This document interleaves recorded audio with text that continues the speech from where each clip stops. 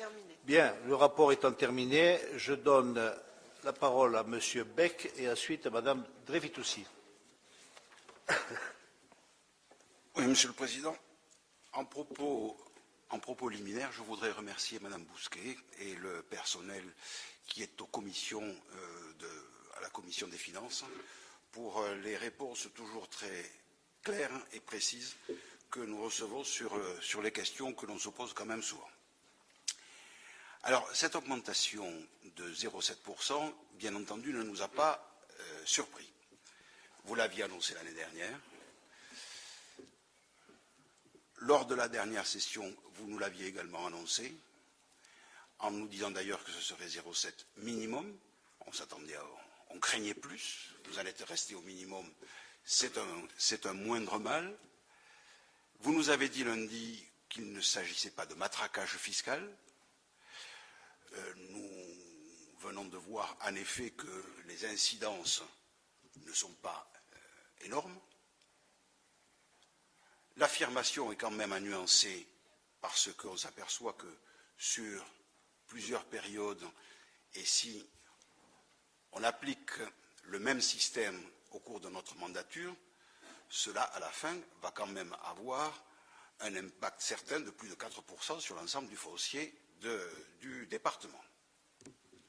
Mais dans l'absolu, aujourd'hui, cette année, évidemment, l'impact ne peut pas être qualifié de matraquage. Tellement peu d'ailleurs que moi je le qualifierais d'inutile. Une augmentation inutile. Et l'on se demande d'ailleurs pourquoi dans la plupart de nos collectivités,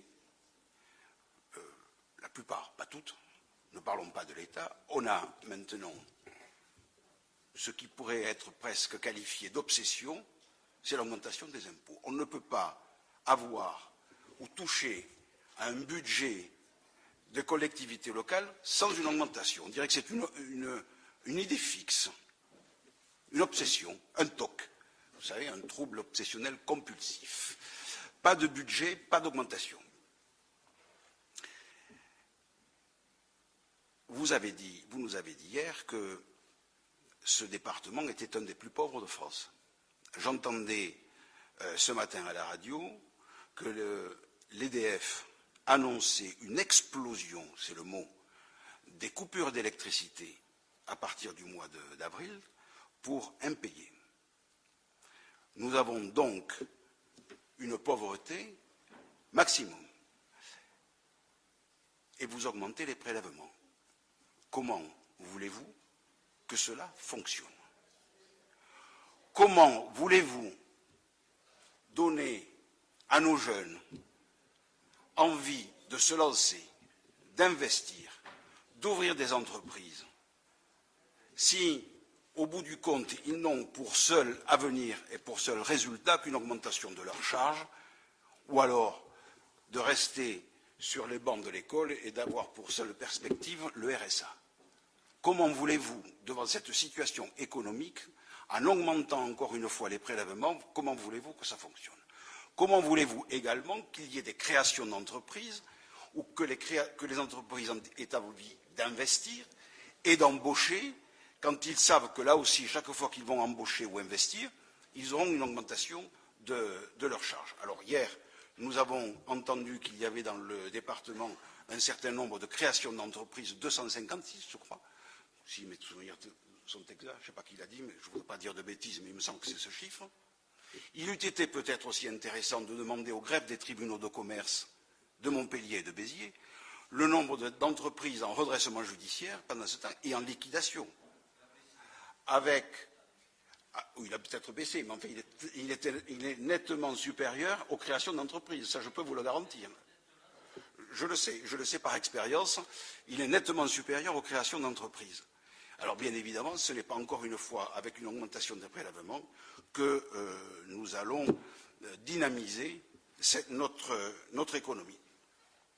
Alors je le disais en commençant, ce taux de 0,7 et l'implication financière que cela entraîne est en effet si faible qu'il était peut-être utile de ne pas augmenter du tout. Ça aurait été, Monsieur le Président, peut-être un signe